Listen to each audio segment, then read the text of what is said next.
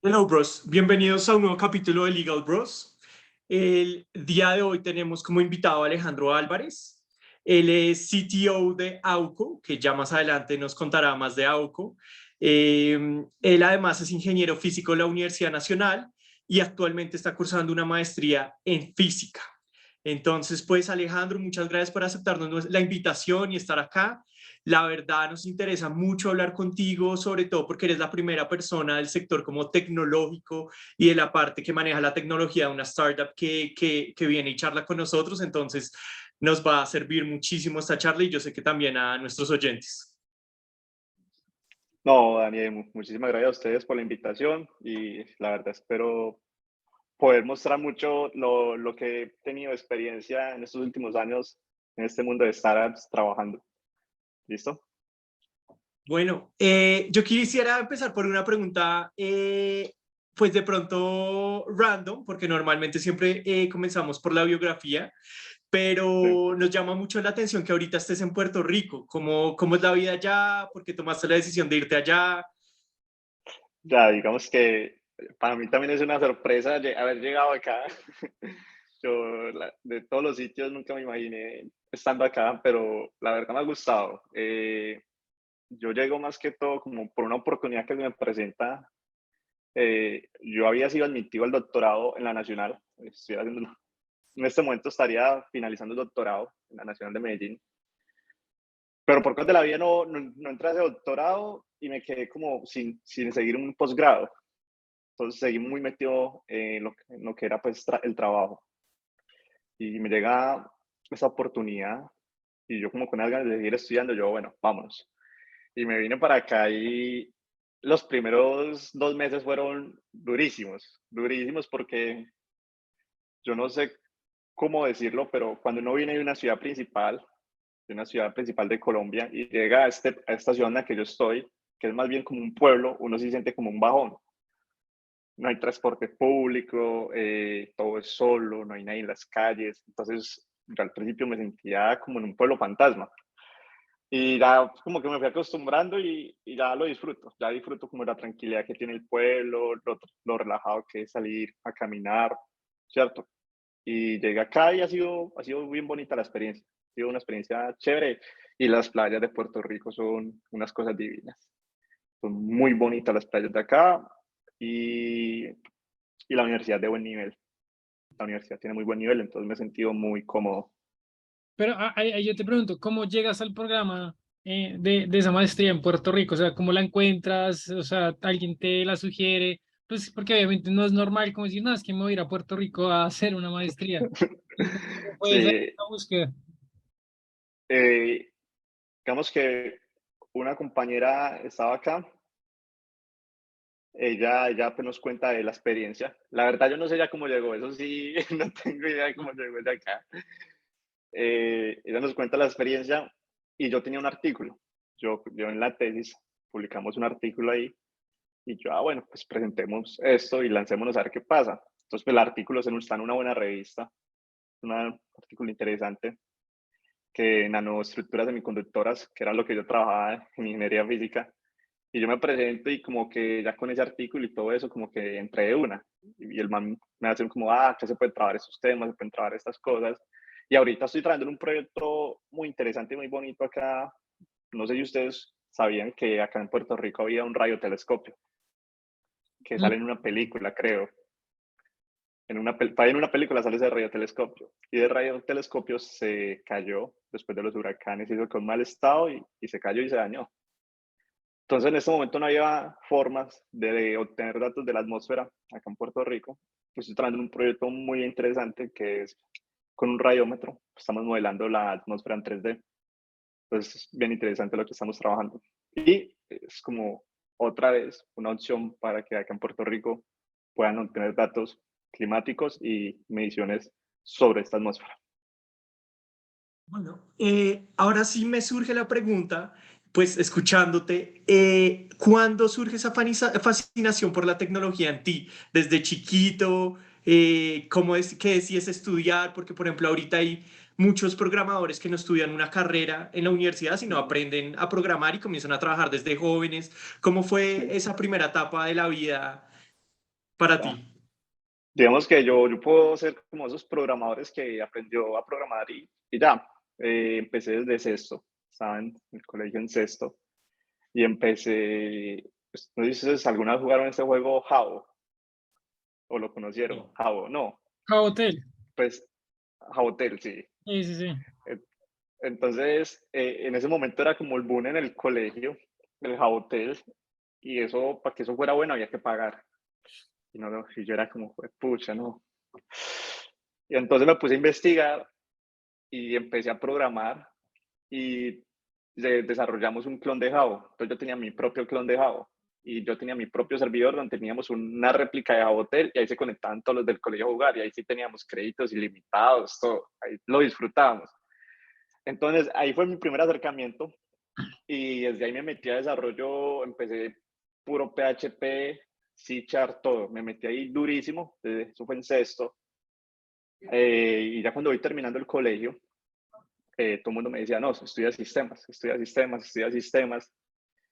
Y yo, pucha, ¿sabes qué estudio sistemas? Y nunca me convenció. Y mirando pensums, llego al pensum de ingeniería física y veo todo lo que abarca la carrera, partes de electrónica. Yo he construido drones, en una asignatura construí nuestro fotómetro. Entonces todo eso es electrónica, programación y me metí ahí a esa carrera. Estuve en México trabajando un tema de fibras ópticas. Entonces, pues como que me metí ahí más que todo porque sentí que voy a abarcar más, voy a aprender más. Y finalizando la carrera, eh, un profesor me recomienda una empresa que le desarrollaba en Colombia y ahí empecé el mundo como programador. Pero yo arranco programando en cosas que yo ya sabía desde antes de la universidad, en SQL, en Java.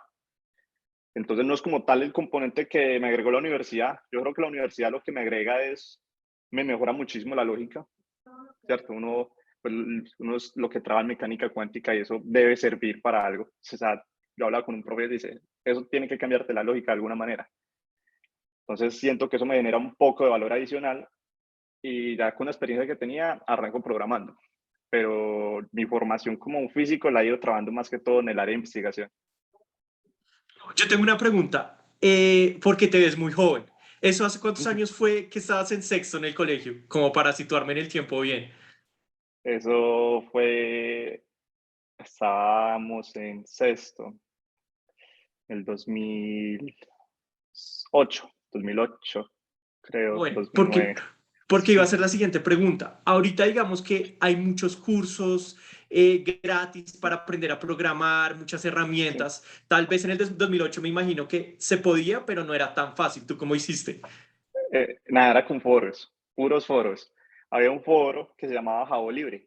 En el foro de Jabo Libre explicaban muchas cosas y después se volvió tan interesante. Yo me hago amigo de los dueños de Jabo Libre.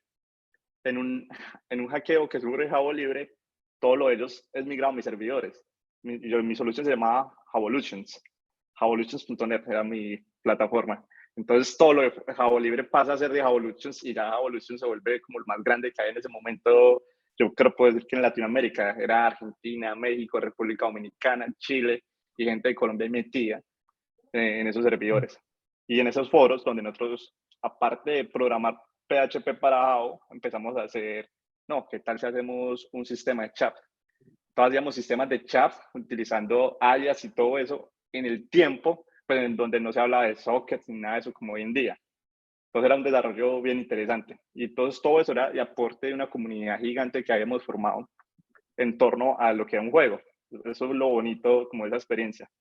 Pero todo fue a punta de foros. Yo tengo ahí una pregunta importante y es que, o sea, pues tú estabas en sexto, eras un niño, o sea, ¿cómo era la relación Sí. con la otra gente? ¿No? Era como, pues, como que, no, es que esto es un niño, esto qué vas a ver, o cómo entraste en ese mundo y que te respetaban, porque eso es pues, muy importante, o sea, era como, no, es que él es el niño genio que inventó esto, o cómo era. No, no, no, yo creo que ni sabían mi edad, no, nunca hablamos como de eso. Nos reuníamos y eso, pero en el tiempo yo creo que en cámara teníamos eso, siempre éramos hablando y apoyándonos, era mucho de apoyo. Entonces yo me hice muy amigo de un man de República Dominicana, hoy en día todavía hablamos, un man que ya llevo conociendo bastante, él hoy en día es programador en una empresa. Y, y vimos que él tenía un talento para unas cosas y yo para otras cosas, y entre los dos sumamos muy bien, y entre los dos formamos Howlers. Bueno, Es yo tengo bonito otra, porque, dime. no. Sobre eso me surge la pregunta, porque me leí la biografía de Edward Snowden y el man, pues obviamente programa desde chiquito como tú. Eh, digamos, muchos papás es como, ay, pero porque el niño está todo el tiempo en el computador y no sale a jugar y no hace Sí. tareas. ¿A ti te pasó algo de eso? Como que, o tus papás fueron como, no, chévere que aprenda a programar, que se quede en el computador todo lo que quiera. Digamos que a mi mamá sí le molestaba un poco que que estuviera todo el día en el computador, pero siento que también como que se sentía más tranquila, de que no estaba en la calle, temas de peligros o algo así. Entonces creo que en parte también le daba tranquilidad ya que yo estuviera siempre en la casa. Que yo creo que hoy en día se entiende más un programador, pero en el 2008 yo creo que era como, ¿qué está haciendo, no? O sea, ni Ujú. idea. Sí, O sea, bueno, ellos pero tenían chévere. Dañé 3 computadores. O sea, al límite 3 computadores y los 3 se me quemaron. Y pues bueno, mi mamá me conseguía otro. Mi mamá y mi hermano me conseguían otro y volvía de arrancada. No, chéverísimo. Bueno, Sí, sí. Alejandro, entonces después de la universidad, ¿ahí qué decisión laboral tomas? Ahí empecé a trabajar, ¿cierto? Porque hasta que estuve finalizando la universidad, yo era monitor de física 1, entonces era como mi única fuente de ingreso. Entonces ya uno arranca en el mundo laboral y aumenta sus ingresos y ya aumenta como su estilo de vida. Entonces ya que me compré un carro, que hago esto, y me metí por ahí hasta que ya me sentía muy cómodo, pero sentía como que esa oportunidad la deberían tener otras personas. Entonces yo miraba cuando hacían ofertas laborales, llegaban 10 personas a entrevista, pasaba una. Y las otras 9 no eran malas, sino que no habían cumplido. Yo siempre pienso que cuando llegan 10 personas a una entrevista ya con la parte que va a ser el jefe, o sea, con la parte humana o con el líder, que no es técnico, siempre es más como el feeling. Ya no es como de tu talento, sino el feeling que tengas con una persona. Entonces yo decía, estas personas son buenas, pero no tienen oportunidades. Y yo, mira, ¿cómo podemos generar oportunidades? Y con un amigo decidimos montar un emprendimiento. Montemos un emprendimiento y contratamos a toda esta gente. Nos decíamos, no teníamos idea de nada, arrancamos así y entonces ya me voy desligando un poco del mundo laboral, me voy desligando, saliendo un poco del mundo laboral y empiezo ya a meterme en el mundo del emprendimiento. Más o menos fue así que se dio ese cambio. ¿Y ese primer emprendimiento de qué era? El primer emprendimiento era de desarrollo. Desarrollábamos a la medida, pero no duró mucho. Ese primer emprendimiento se fue. Después sacamos un Bueno, segundo emprendimiento. Dime. pues a nosotros nos interesa mucho también saber cómo los fracasos que han tenido los emprendedores para que la gente aprenda. Por ejemplo, en ese caso, que igual suena como una idea muy, como que se requiere mucho en el mercado, porque no Sí. funcionó. Yo creo que porque éramos muy niños. Teníamos 19 años, el socio mío y yo, y entonces llegamos como, venga, nosotros les desarrollamos lo que ustedes necesitan, podemos hacerlo así, así, aparte les vamos a cobrar muy barato si lo hace con otra persona. Porque éramos una empresa que no era persona jurídica, sino que era una empresa creada a nombre propio. Entonces, el tema de impuestos, todo eso, no cobrábamos IVA. Era muy sencillo, pero nadie nos creía, no nos tenían fe, no nos tenían fe. Y yo el último proyecto que ahí estaba trabajando era un proyecto de chatbots, chatbot de cobranza y chatbot para generar, para solicitud de créditos. Entonces le digo al socio mío, yo no, por acá no fue. Cerremos esta vaina y montemos otra empresa. Y a esta empresa la dedicamos a desarrollar chatbots y nos ponemos a vender chatbots. Y así fue. Entonces acabamos con, la primera se llamaba Rocket Dev. Y hicimos un estudio de nombre, hicimos eso súper organizado. Estábamos en el Parque del Emprendimiento de la Universidad de Antioquia. Ahí nos dieron asesoría, nos trajeron gente y montamos una nueva empresa que llamaba Imitoy. Imitoy, creo que era en irlandés, está en un idioma que significa imitar. Imitar un robot que imita al humano. Entonces significa Imitoy. Y montamos eso para los chatbots y vendimos uno. Desde el Parque del Emprendimiento nos ayudaron a vender uno. Y ya, felices. Y luego nos pusimos a dar cuentas y para que eso fuera rentable necesitábamos vender como 900 al año. Entonces, también también tocó cerrarla, también tocó cerrar esa compañía.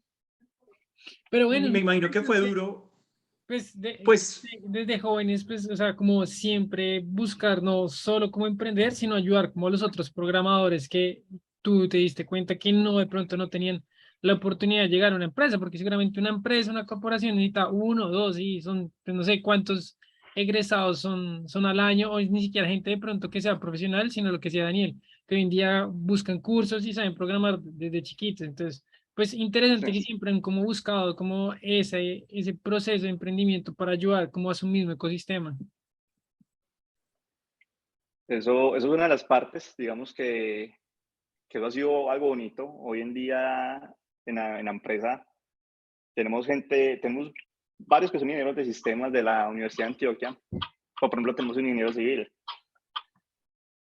civil que sabía programar, pero pues no, o sea, digamos que cuando uno ve programación numérica, eso en la universidad es muy programación secuencial, y cuando uno hace desarrollo web y todo esto es programación que está orientada más que todo a eventos. Entonces, cambiarle el chip a alguien que viene pensando secuencial a que piense no, en esto de eventos y esto, digamos que es un poco diferente, pero igual es un trabajo que se hace. Estuve yo una vez en una charla donde estaban los de WOM, y el director de tecnología WOM decía, el mejor programador que yo tengo es un enfermero.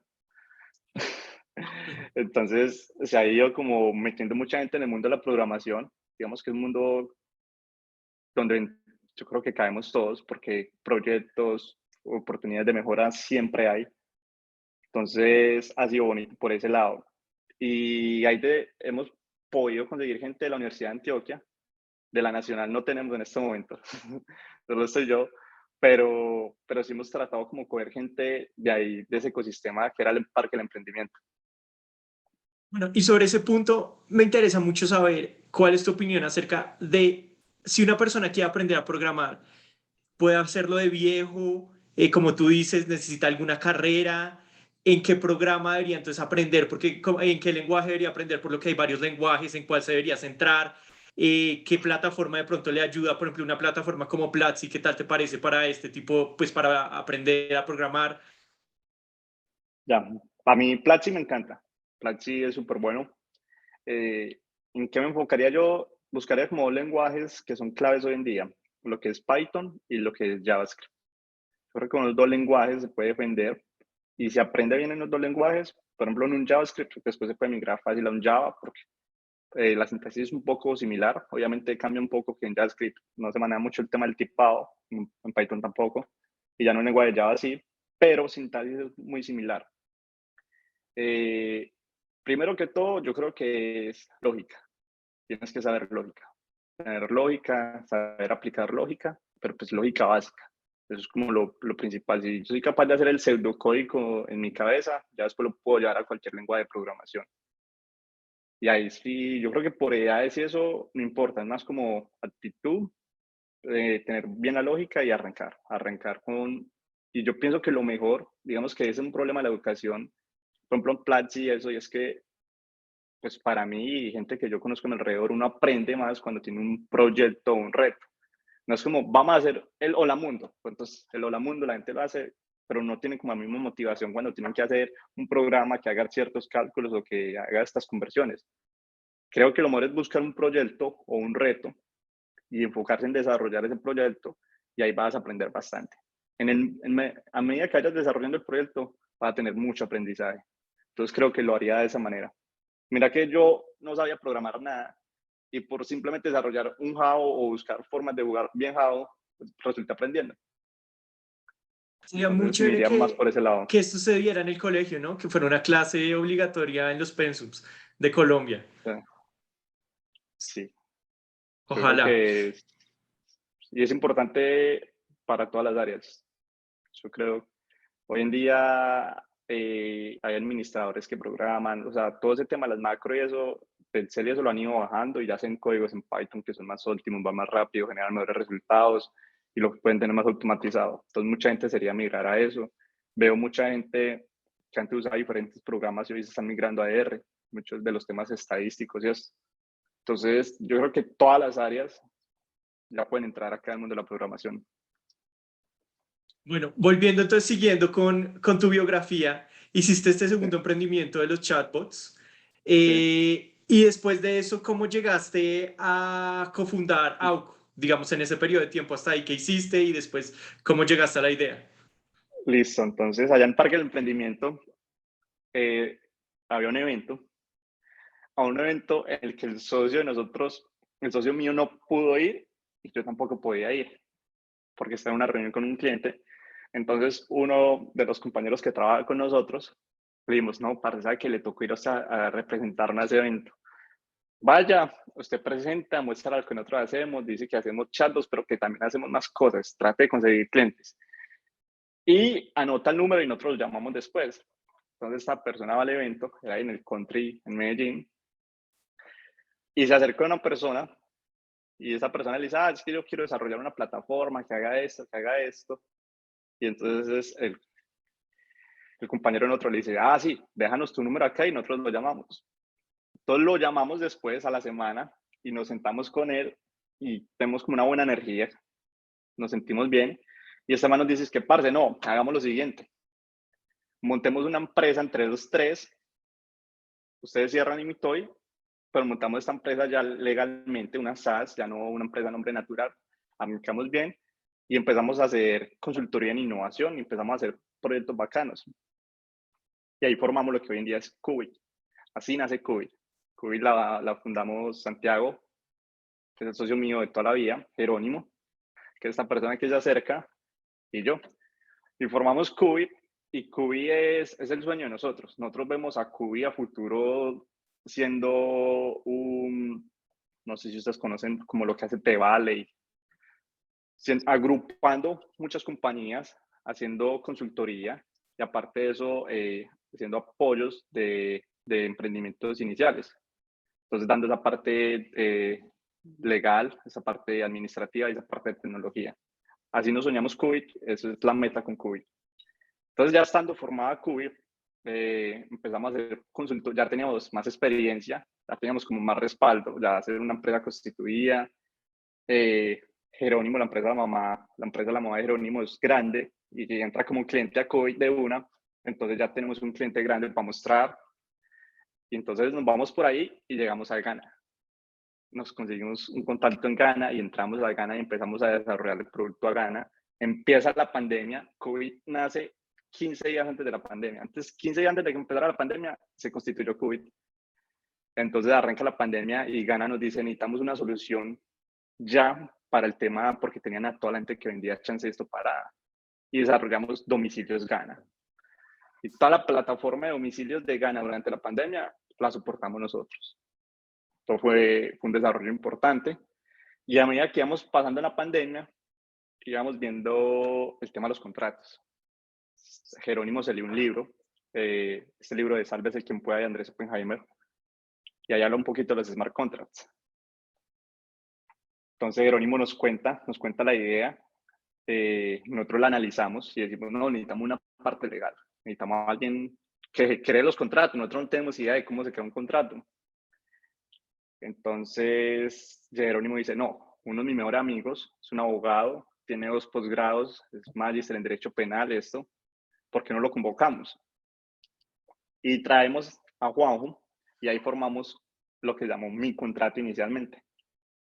Entonces mi contrato ya tenía 4 fundadores, tiene hoy en día 4 fundadores, que somos los mismos 3 de Qubit y Juan José. Ahí nace mi contrato y arranca mi contrato a vender contratos. Era una plataforma para crear contratos. Y era muy bonito porque éramos todos emocionados cuando vendíamos un contrato al día. Hoy en día, al día por la plataforma pasan más de 400 contratos. Pues hay días que puede llegar a 800 días por día.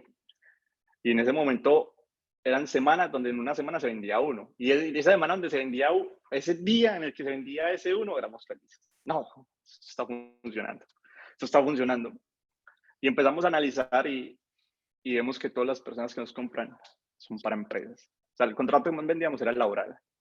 Todo era para empresas y empezamos a ver como que desarrollamos una plataforma para que las personas puedan crear contratos de forma legal, acorde a la norma, y lo estamos dando a las empresas. Entonces vimos que por ahí no era el camino, pivoteamos y ahí ya convertimos una plataforma para empresas muy diferente y ahí arranca una primera ronda de inversión. Vamos al Starco, estuvimos en Starco entre el pie, nos fuimos a la tarima y en esos inversionistas nos dicen, no, hay que cambiar el nombre de esta empresa, ya no puede llamar Mi Contrato, tiene que buscar otro nombre. Y eso, conseguir un nombre cuando ya mi contrato estaba medio posicionado, fue difícil. Fue difícil Porque les dijeron y que cambiaran de nombre. para temas de expansión y porque ya mi contrato no era solamente para generar contratos, sino que estaba abriendo muchísimos más servicios. Entonces Sí. nos dicen que hay que cambiar el nombre. Desde la Junta nos dan esa, ¿cómo se puede decir? Orden. Empezamos un proceso con una empresa de México. Esta empresa de México que es especialista en nombres. Lo único que hacen es trabajo de naming.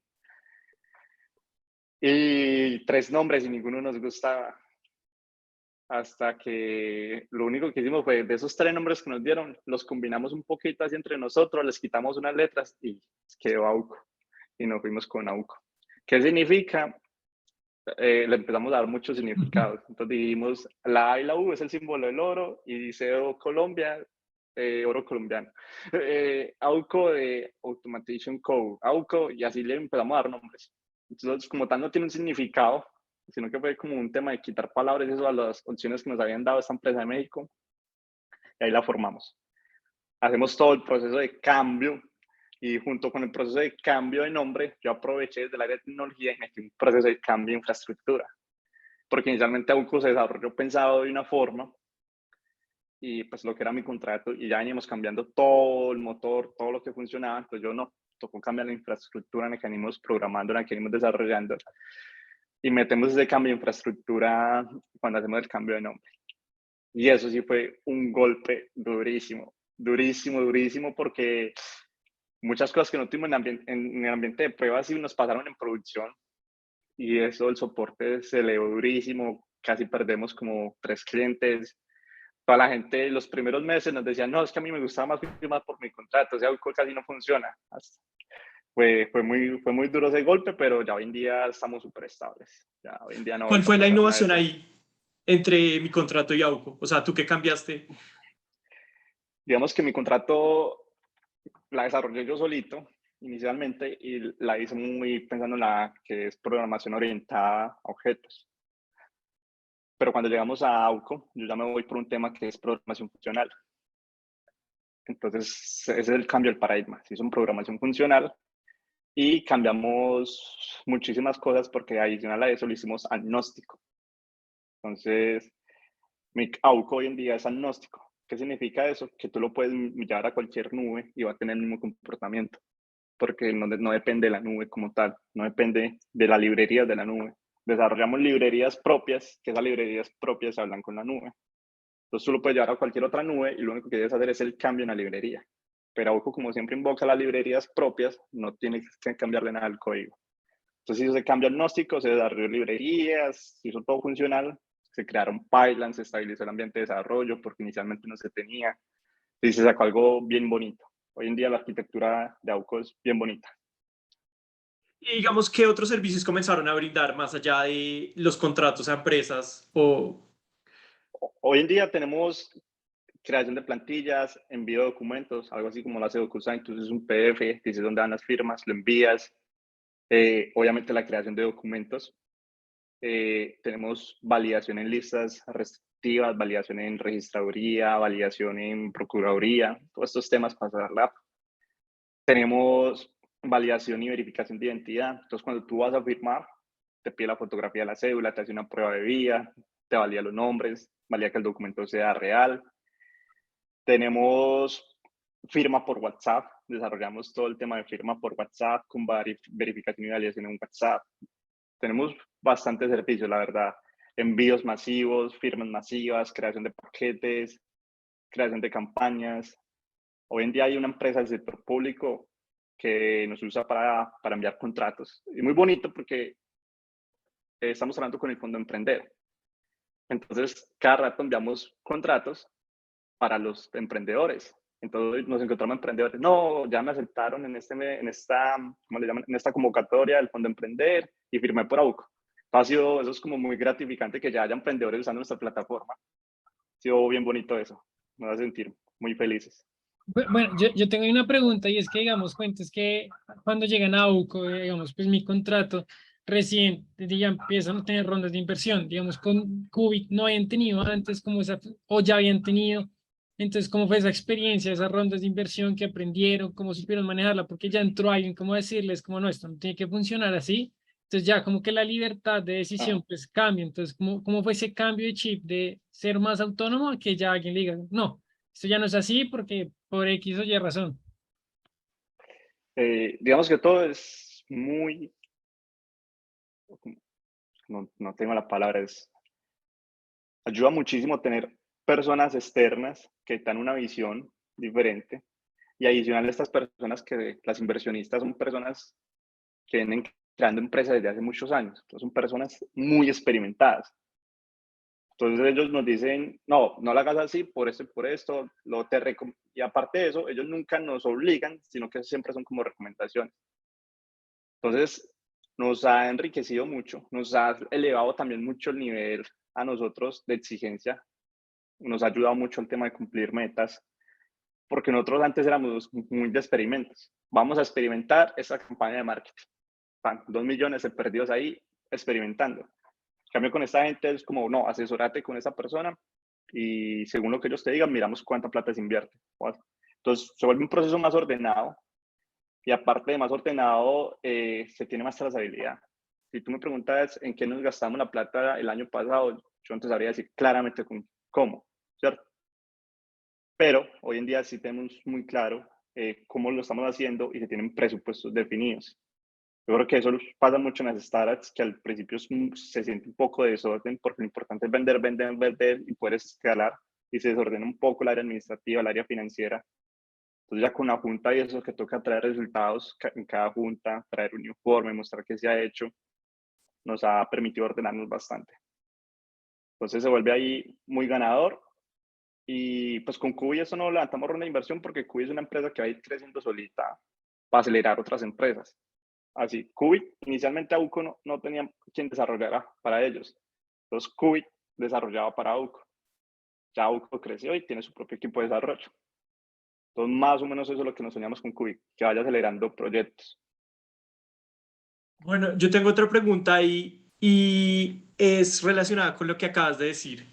Digamos, para los emprendedores que nos escuchan, muchos no son programadores y siempre tienen ese obstáculo de decir, ay, necesito a alguien que me programe. Entonces, normalmente tercerizan. ¿Sí? Eh, pero no sé, para ti, ¿qué consejo podrías dar?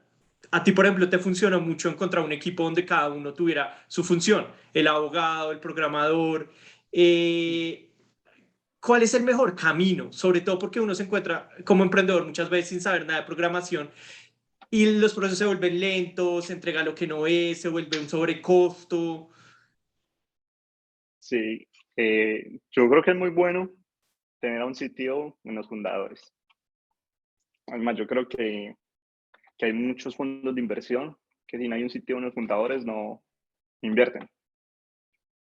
Creo que es casi que obligatorio. ¿Por qué? Por el tema que hablamos.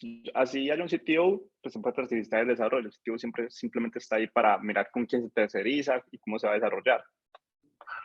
O ya pues que tenga su equipo.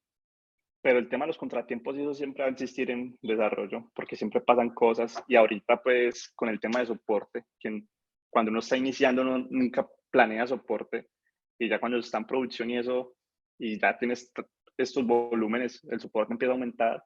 Entonces el desarrollo baja un poquito para poder atender soporte. Entonces eso hace que los tiempos se corran bastante. Entonces, recomendación es buscar un sitio como cofundador o una aceleradora que te preste ese servicio donde haya un sitio. El tema de tercerizar y eso yo creo que va más que todo en temas de presupuesto a corto y largo plazo. Sé que es mejor pues, tercerizar el desarrollo y no estresarme por pagar a tantos desarrolladores, o más bien contrato un equipo de desarrolladores y me encargo de ellos. Pero entonces, como tengan las finanzas y como tengan el presupuesto organizado cada startup. Entonces ahí Para un sí, emprendedor muy inicial, yo creo que se vuelve demasiado caro y además que yo creo que un emprendedor a veces piensa como, bueno, ya tengo el producto como si fuera el Mm. producto final y va a tener que sí, pivotear demasiado o meterle más a otras áreas, como tú dices. sí, Entonces, no sé, yo ya estoy viendo ese patrón de error, de sí. cómo no No, comenzar así, es sino que, por conseguir ejemplo, un... se puede arrancar con un MVP en estas páginas que hoy en día son no code. Ten tu landing no code, algo así similar como un WordPress. Pero al fin y al cabo, bueno, claro que también depende de la startup, ¿cierto? Porque, por ejemplo, hay startups que son e-commerce, cosas así, es algo sencillo.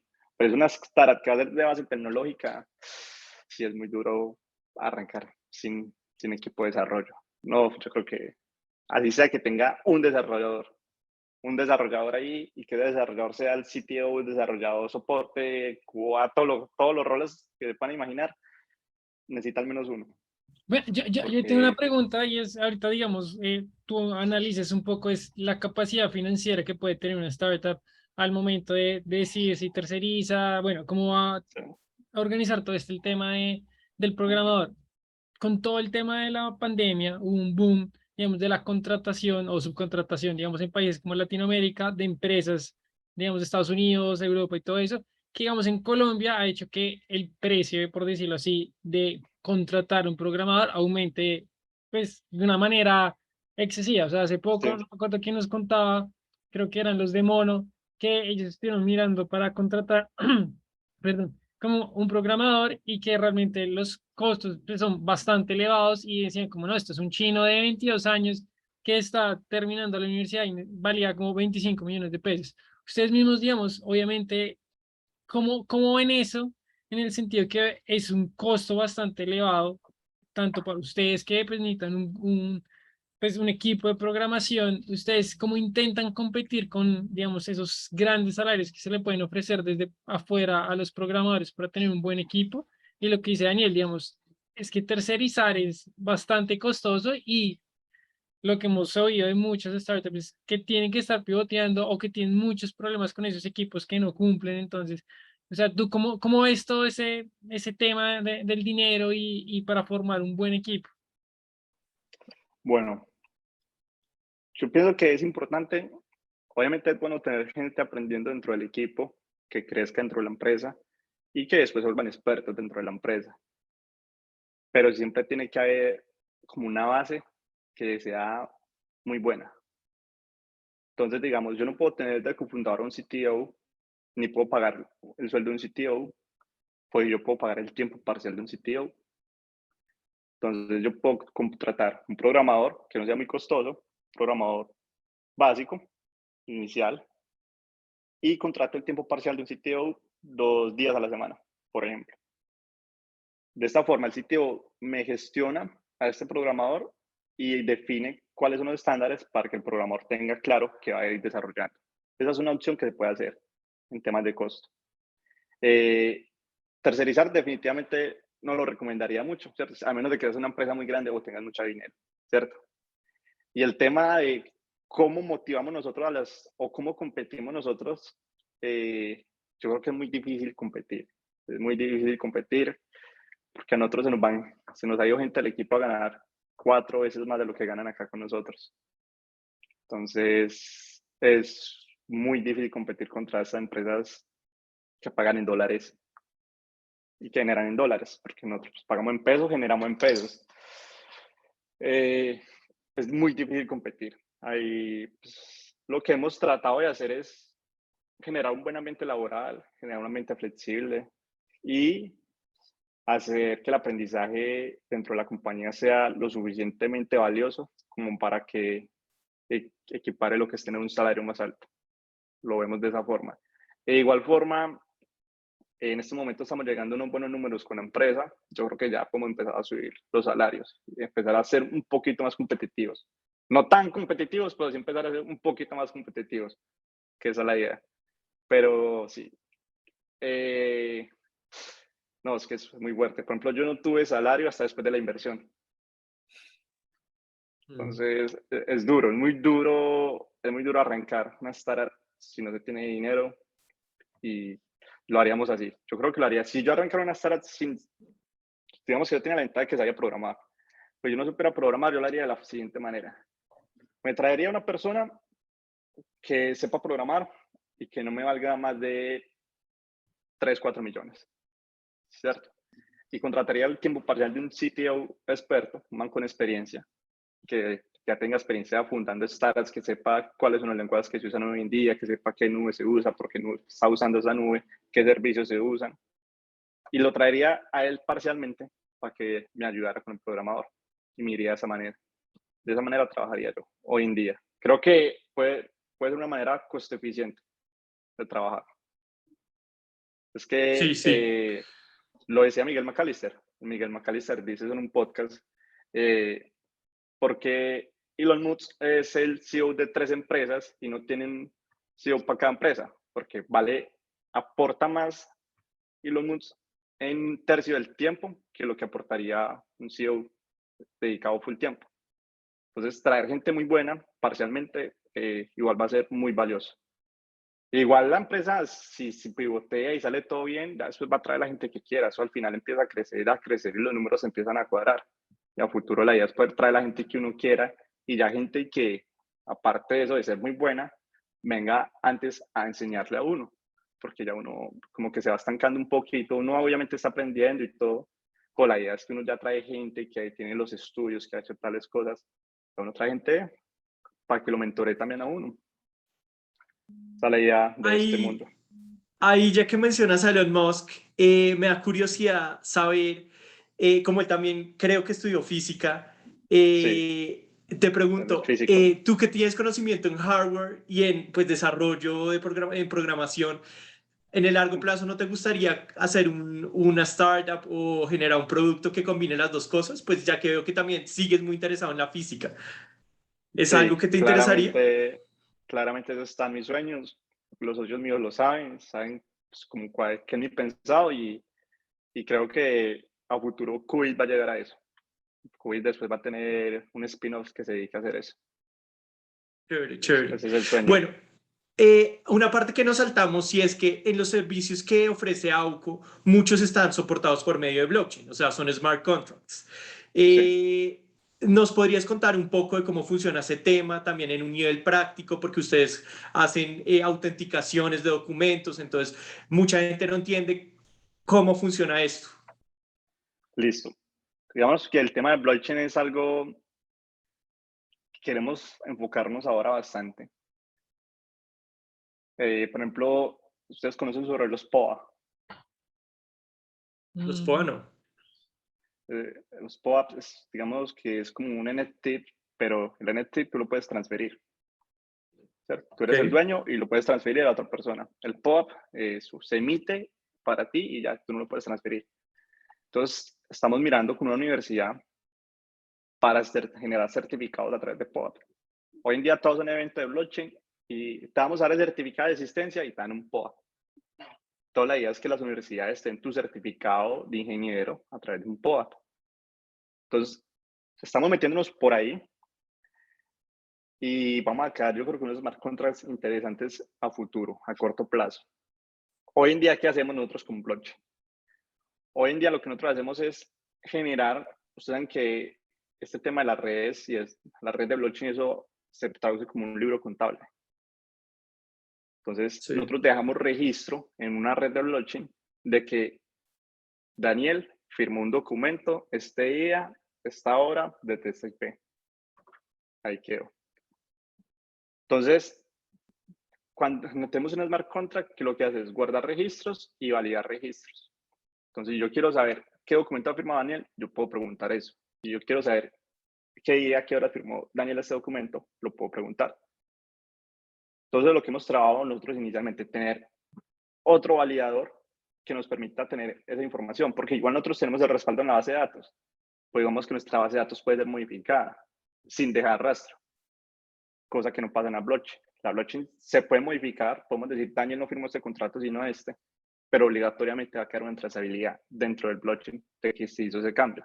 Entonces, eso es lo bonito del blockchain, que obviamente se puede alterar las cosas, no es que sea inmodificable, sino que sí se deja trazabilidad. Entonces, al tener una trazabilidad, podemos decir, no, es que Daniel firmó este día y no hay nada que pueda decir que no firmó ese día. Y obviamente, pues, junto con eso hemos sacado varios temas que son el de validación facial para el tema de validación de identidad. Eso es lo que hacemos hoy en día con Blockchain, generar ese hash donde se deja el registro de Daniel firmó este documento y lo podemos validar. Actualmente hacemos eso, pero ya arrancamos, estuvimos hace poquito en una hackathon en Ruta N. Hicimos un smart contract para, como lo que hace tu plaza, que estuvieron hace poquito acá. Tu plaza lo que hace es comprarle a los campesinos y vendérselo a la gente. Hicimos como una especie de crowdfunding para comprar todo el surtido del campesino. Entonces el campesino vende todo de una y ya se encarga de distribuir en la ciudad. Eso fue nuestro producto en la hackathon. Entonces hemos venido mirando esos temas para sacar ahorita, nos queremos meter, nuestros inversionistas está una startup que es del sector PropTech, entonces queremos meternos al tema de los contratos de compraventa. Y adicional, hace un año cuando estábamos comenzando, cogimos una empresa que conocimos en un evento, un coworking al que asistíamos, que vende casas, compra y vende casas, es el negocio de ellos. Y los cogimos pequeñitos, vendían 3 casas al mes. Y hoy en día la facturación con ellos es súper buena y acabaron de levantar $3 millones de Bancolombia. Entonces, Bancolombia les acaba de invertir $3 millones a esta PropTech. Entonces van a aumentar mucho más las ventas. Y con ellos queremos mirar si logramos ingresar también el tema de smart contracts. Bien, bien bonito Yo tengo la una parte. pregunta ahí y es, para estos desarrollos que se hacen por medio de blockchain, ¿ustedes tienen que conseguir programadores que sepan programar como en blockchain? ¿Y eso qué tan fácil es o cómo se hace? Listo. Programar blockchain es similar a programar normalito, ¿cierto? Digamos que Solidity, que es el lenguaje que se usa, o es muy similar a lo que es JavaScript. Y si uno tiene un poco de noción de la programación orientada a objetos, a lo que uno trabaja mucho en Java, llegar a Solidity es muy sencillo, porque acá no se definen clases, sino que se definen contratos. Un contrato, al fin y al cabo, es una clase. Entonces, digamos que del equipo hay 2 personas que empezaron a asistir a bootcamps y todo esto y han aprendido bastante. Y yo también estudiando, haciéndome varios cursos, explorando. Y digamos que hemos mirado hay una red de blockchain interesada como en invertir, metiéndonos por ese lado, me metí mucho a aprender sobre esa red y ahí vamos trabajando. Hoy en día me he enfocado mucho en la parte del desarrollo normal, que el desarrollo normal se hable con el desarrollo en blockchain. Entonces yo hago con el desarrollo de esa comunicación. Porque digamos que es una parte que tiene que estar, o sea, igual desarrollas en blockchain, pero tienes que traer la información de la red de blockchain. ¿Y eso cómo lo vas a hacer? Pues es con lo que se hace hoy en día desarrollo normal. Entonces estaba muy metido en eso, pero si hay gente del equipo que ya sabe bastante de este tema de los smart contracts, e igual los smart contracts de nosotros no son nada complejos. ¿Por qué? Simplemente uno que hace puede registrar, Daniel y Mateo van a hacer un contrato. Entonces Daniel tiene una wallet y Mateo tiene una wallet. Eso es necesario pues en el mundo de blockchain, tener una wallet. Si no tienes wallets, pues, prácticamente no existe. Entonces lo primero es tener una wallet. Entonces en esa wallet tienes cualquier moneda, de Bitcoin, Ether, lo que sea. Todo lo que hace el smart contract es, Mateo y Daniel hicieron un contrato y está a hacer los métodos de pago. Entonces el smart contract va guardando el dinero hasta que se cumplan las fechas y el smart contract después se lo va enviando a Daniel. Y hacer eso no es tan complejo. La verdad, a nivel de código es sencillo. Entonces, yo creo que han hecho creer que el blockchain es algo muy complicado, muy enredado, pero al final es sencillo. Es simplemente Mateo deposita el dinero él en una parte y esa parte la va entregando a Daniel según unos acuerdos de pago. Eso es hoy a lo que se hace pues, con los smart contracts. Ya hay smart contracts mucho más complejos que para los temas de los NFT y todo eso, pero no viene a hacer nada del otro mundo. Digamos que lo más importante acá es tener quién usa el producto, quiénes de verdad se interesan en usar el producto, porque si Daniel va a comprar una casa hoy en día, Daniel no tiene nada de plata en lo que es el web 3.0. Tal plata Daniel está pues, en moneda normal, sea dólares, sea peso colombiano. Entonces, hacer negocios hoy en día de esa manera es complicado porque Daniel obligatoriamente tiene que comprar una moneda, ya sea la moneda de Celo, ya sea la moneda de Bitcoin. Entonces, para que Daniel haga eso, ya ahí es donde hay un temor. Daniel dice, no, pero es que hoy un día vale esto, un día vale lo otro, entonces mi plata la va a perder. Entonces, lograr que haya ese cambio es lo difícil. De ahí en adelante, la tecnología eso lo soporta sencillo. Es que es muy sencillo, creo que pero es tan famoso y se expandió tan rápido porque no es nada complejo. Simplemente que lo crucificaron como algo complicadísimo. Lo difícil es llevar a la gente allá. Después de estar allá, es un mundo muy transparente. Un mundo muy transparente. Ahorita que A mí digamos me que surge, eso, que de llevar la gente hacia allá, ¿qué programa, qué, no sé, libro, o qué les puedes, digamos, recomendar a la gente que nos oye, como que pueda oír, escuchar o aprender para que digan, bueno, esto no es tan complejo, esto es seguro, realmente vale la pena como irnos transportando a ese nuevo mundo, digamos, del blockchain, de todo este tema de las, digamos, de un poquito de criptomonedas, todo eso que nos estás diciendo? Como, ¿qué crees que es lo mejor que pueden leer para entenderlo de manera fácil y ver que es más eficiente? La verdad, es que la verdad no he encontrado como algo así que lo explique fácil, ¿cierto? Eh, hay, hay un sitio en Medellín que se dedica a dar cursos, a dar clases y explicar cómo lo hacen, cómo funciona eh, a través de charlas, ¿cierto? Yo creo que uno podría inicialmente asistir a esas charlas y allá te lo explican todo. Por ejemplo, es interesante, allá para poder entrar tienes que mostrar un NFT y hay un NFT por cada día. Entonces, el de este día solo funciona este día y ese te abre la puerta para poder entrar al sitio. Y allá te dan todas las clases, allá te tratan de meter a ese mundo porque ellos quieren mostrar como, venga, es que este mundo no es para generar dinero, este mundo no es solo para eso, este mundo es para hacer transacciones transparentes, este mundo es para que todos podemos acceder a la información, ¿cierto? Es un mundo descentralizado. Entonces ellos tratan de mostrar como ese lado bonito, los de Hash House, bien bacano. Entonces yo inicialmente asistí allá. ¿Por qué? Porque hay gente experta, gente que sabe y gente que quiere mostrarlo de esa manera. Porque hay gente que dice, no, es que inviertan crédito. Y ya ahí como que la gente ya lo empieza a ver de otra manera. bueno, pero sobre eso que están hablando, yo también iba a hacer una pregunta similar y es, al final el modelo de negocio de ustedes es B2B. Sí. ¿Y qué consejo le podrías dar a otros emprendimientos que también se encuentran con el problema de tener que vender algo tan novedoso, innovador?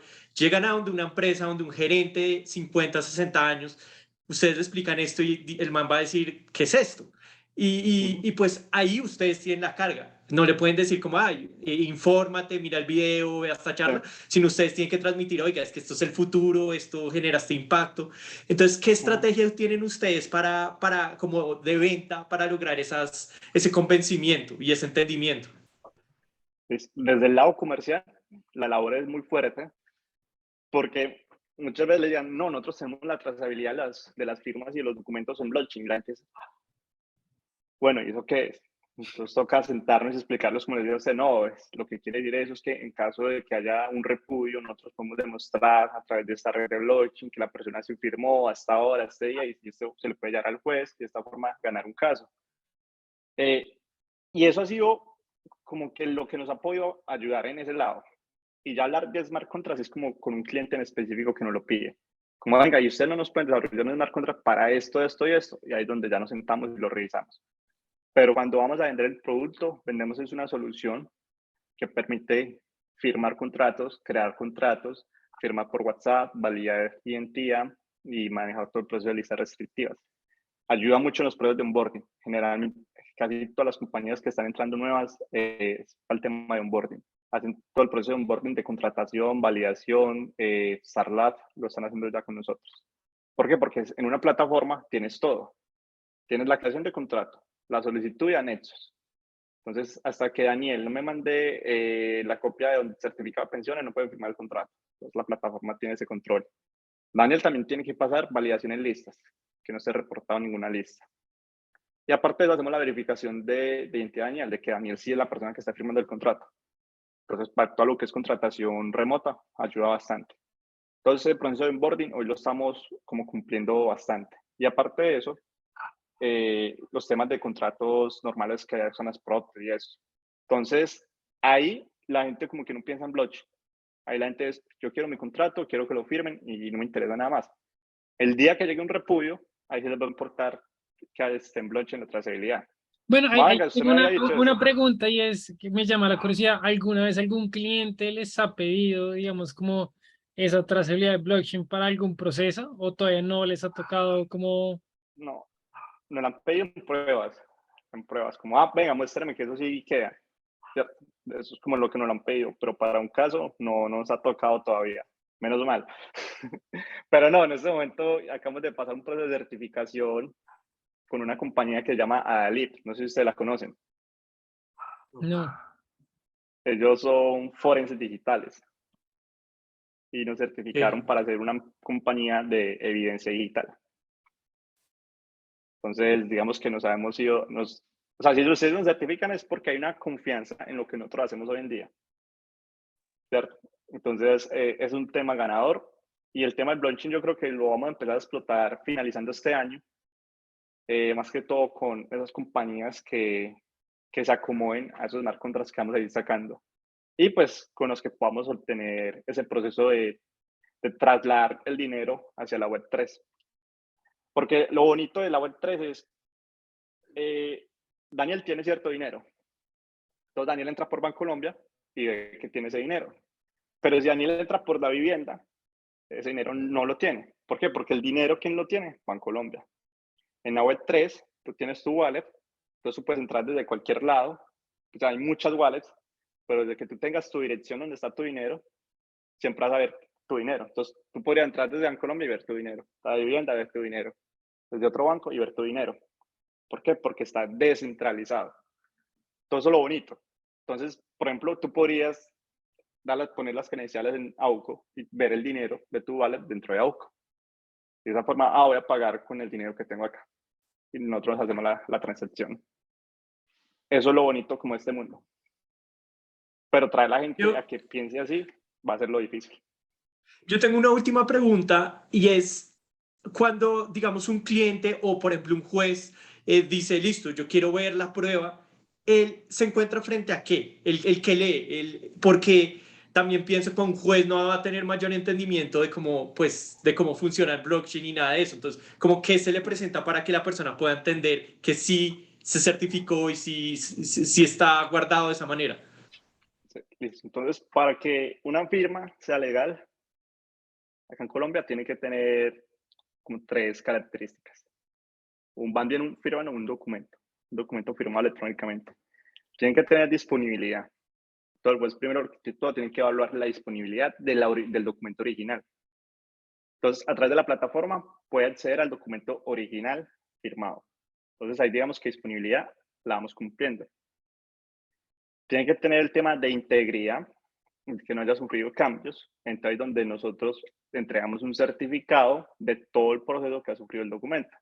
Los documentos se carga la plataforma este día hasta ahora. Daniel entró a leerlo este día hasta ahora. Daniel lo firma este día hasta ahora. Mateo lo lee este día hasta ahora y lo firma hasta ahí hasta ahora. Se notifica a los firmantes que el documento fue firmado este día hasta ahora.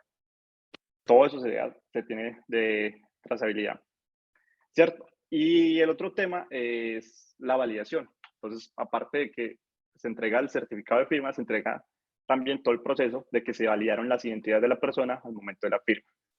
Entonces, eso es lo que se le entregaría a un juez y con él ya tienen todo lo necesario para enfrentar un caso. Entonces, entregan son unos certificados que emitimos nosotros. Y que igual, pues, tienen enlace público para que tú lo puedas comprobar en cualquier momento. O sea, no solo a través de la plataforma.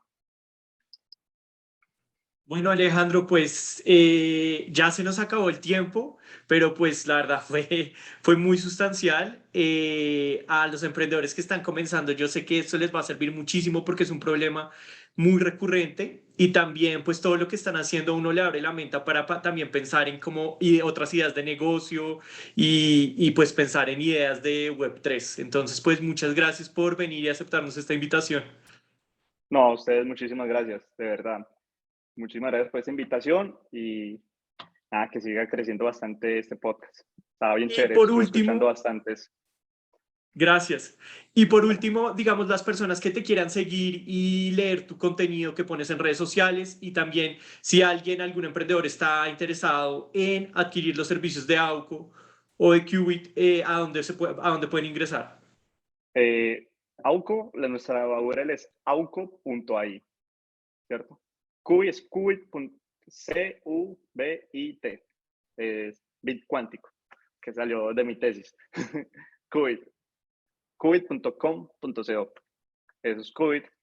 Entonces en Qubit, en estos dos enlaces pueden darle contactar y ahí vamos a estar atendiéndolos. Auco entras a la plataforma y le das comprar plan y eso es inmediato. De una quedas con el plan. E igual ahora tenemos un plan gratuito que te permite firmar ilimitadamente documentos como lo haces con Adobe, como lo haces con DocuSign, que son firmas pero sin validaciones. Ya tenemos hoy en día ese nuevo producto que es firmas ilimitadas para que la gente ya deje de usar otras plataformas y se migre con nosotros. Y ya si quieren validaciones, esto lo pueden comprar como adicionales. Entonces, ahí está el tema de Auco. Y en mis redes sociales es AlejoAV96. En todas las redes es AlejoAV96. ¿Listo? Listo, So, Alejandro, Alejo, muchas gracias por tu tiempo. Muy chévere, la verdad, muy Listo. interesante la conversación. Vale, gracias a ustedes. Nos estamos hablando. Que estén bien.